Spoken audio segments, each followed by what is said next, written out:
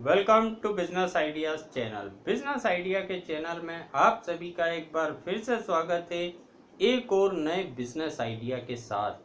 आज का जो बिजनेस आइडिया है, कुछ सालों पहले मैंने इस बिजनेस को किसी को शुरू करते देखा था और आज की तारीख में वो इस फील्ड में काफ़ी सक्सेसफुल है। वो एक नया कॉन्सेप्ट लेके आया था और उस नए कॉन्सेप्ट को लेके वो आगे बढ़ा था। उस कॉन्सेप्ट को लेके आगे बढ़ा और आज उसी फील्ड में वो काफ़ी सक्सेसफुल बिजनेसमैन है। तो यहाँ पर वो कॉन्सेप्ट क्या था, वो बिजनेस क्या था और उसने उसे किस प्लानिंग से करा और किस सक्सेसफुल तरीके से वो इस बिजनेस में काफ़ी आगे तक निकल गया। वो इस बिजनेस में काफ़ी आगे तक निकल गया दूसरों से, जबकि ये बिजनेस कोई नया बिजनेस नहीं है, काफ़ी कॉमन बिजनेस था।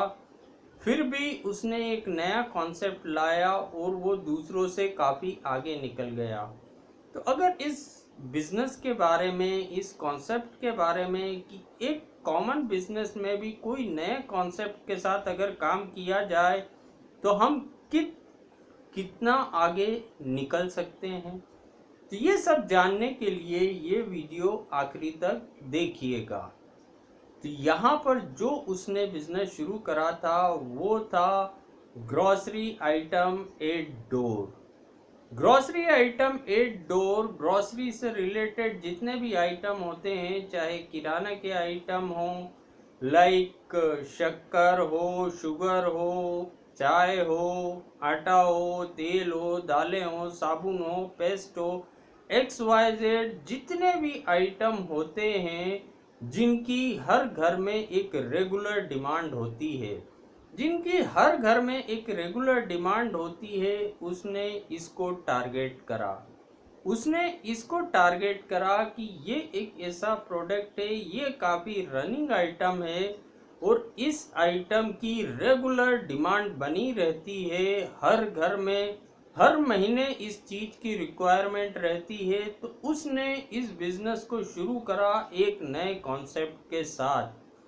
सबसे पहले उसने एक वैन परचेज करी ग्रॉसरी एट डोर बिजनेस के लिए कि ये सारा सामान आपको आपके घर पे मिलेगा। उसने उस सामान को पहुंचाने के लिए एक वैन परचेज करी।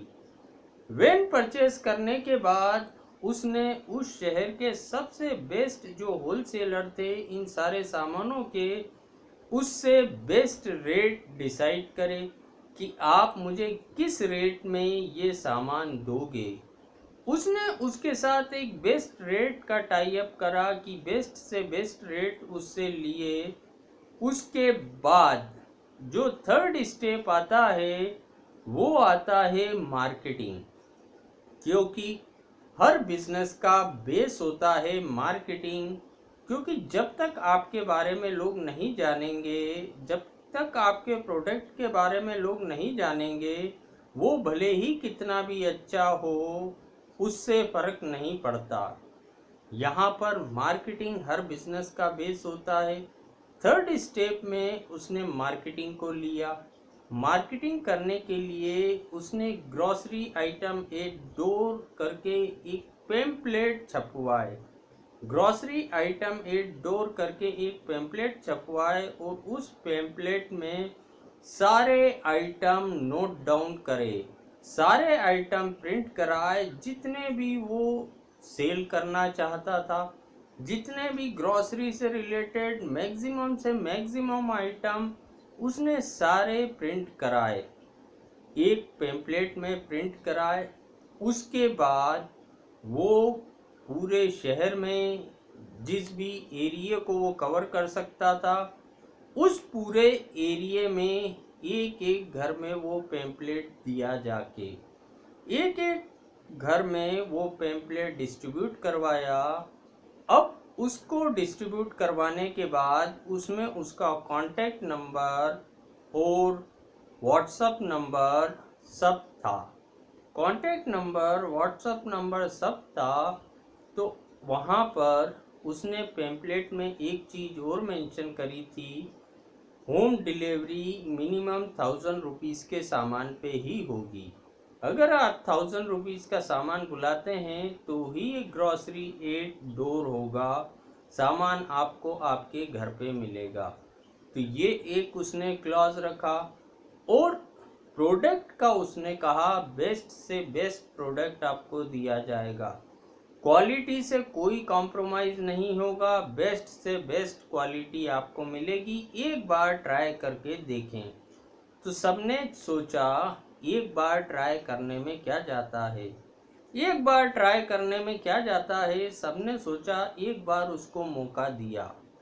तो यहाँ पर जिसको भी जो सामान की ज़रूरत थी उसे व्हाट्सएप से भेज देता था या उसे फ़ोन पे वो सामान लिखवा देता था कि ये सारा सामान हमें चाहिए। तो वो उस शॉप से जिससे उसने डील करी थी वहाँ से सामान कलेक्ट करता, दिन भर में जिसका जितना सामान आया वो डिलीवर्ड करता रहता, और जहाँ डिलीवर्ड करता वहाँ से पैसे लेता और उस शॉप वाले को जाके दे देता। मतलब यहाँ पर देखने वाली बात ये थी कि उसने इतना बड़ा बिजनेस तो कर लिया लेकिन उसका इन्वेस्टमेंट नहीं के बराबर था। बस जो एक वैन परचेस करी और जो एक पेम्पलेट छपवाए और बंटवाए, बस वो ही एक लगभग उसका इन्वेस्टमेंट था। सामान देता, डिलीवर करता, वहाँ से पैसे लेता, वो पैसे शॉपकीपर को दे देता, ये उसका काम हो जाता। और जो उसका बीच का मार्जिन उसने डिसाइड करा था, सपोज 10% उसने कहा मैं मार्जिन लूँगा, तो 10% वो उसमें से कट कर लेता। तो इस तरीके से उसने बिजनेस शुरू करा। तो ऐसे ही एक बार मेरी उससे मुलाकात हुई, मैंने उससे पूछा ये इतनी लंबी लिस्ट बना के हर घर में दी है, हर घर की लेडीज़ों को दी है, तो ये लिस्ट बनाने की ज़रूरत क्या थी, इतने सारे नाम लिखने की ज़रूरत क्या थी सामानों के, खाली आप आपका बिजनेस का लिख देते कि ग्रॉसरी आइटम सेल करे जाते हैं। तो उसने मुझे कहा कि यहाँ पर ये सारे आइटम मैंने इसलिए लिखे हैं क्योंकि कई बार हम भी किसी शॉप पे कोई किराना लेने जाते हैं या कहीं जाते हैं, तो हो सकता है घर से 6 सामान सोच के जाते हैं और वहाँ शॉप पे पहुँचने के बाद 2 भूल जाते हैं और 4 लेके ही घर आ जाते हैं। कई बार ऐसा भी हो जाता है।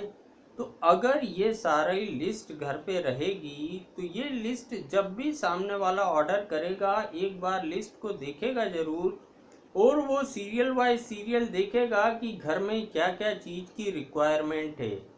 तो वो 2 सामान कम बुलवाने के बजाय और 2 सामान ज़्यादा बुलवा लेगा। यहाँ पर कि 2 सामान कम तो नहीं बुलाएगा, 4 सामान और ज़्यादा बुला लेगा क्योंकि उसके सामने वो एक पूरी लिस्ट पड़ी है। तो और जो भी रिक्वायरमेंट होगी जो एट प्रेजेंट उसे याद नहीं आ रही होगी, लेकिन लिस्ट देख के वो भी याद आ जाएगी, तो और 4 सामान ज़्यादा आ जाएगा। तो इस तरीके से मैंने सबको लिस्ट डिस्ट्रीब्यूट करी है। तो यहाँ पर जो ऑर्डर मिलता है वो एक ही बार में एक घर से सफिशेंट ऑर्डर मिल जाता है। तो धीरे धीरे उसके पास इतना काम हुआ कि वो सुबह से रात तक सिर्फ डिलीवर्ड ही करता रहा, और जो उसने मार्जिन रखा उसमें काफ़ी अच्छा अर्न करा। लोगों को घर बैठे अच्छी क्वालिटी का सामान मिलने लगा, उसने क्वालिटी पे विशेष ध्यान दिया तो लोगों ने उसे प्रेफर करा। तो अगर हम किसी भी कॉमन बिजनेस में बिना डरे कोई नए प्लान के साथ, कोई नए आइडिया के साथ, कोई नई अप्रोच के साथ आगे बढ़ते हैं तो सक्सेस बिल्कुल मिलती है। यहाँ पर ये एक उसने नया कॉन्सेप्ट लाया था, इस कॉन्सेप्ट के साथ वो आगे बढ़ा और आज की तारीख में उसका खुद का एक काफ़ी बड़ी शॉप है और वहाँ पर कई वैन उसने खरीद ली हैं, डिलीवरी बॉय रख लिए हैं और वहाँ से उसका बड़े पैमाने पे काम चलता है।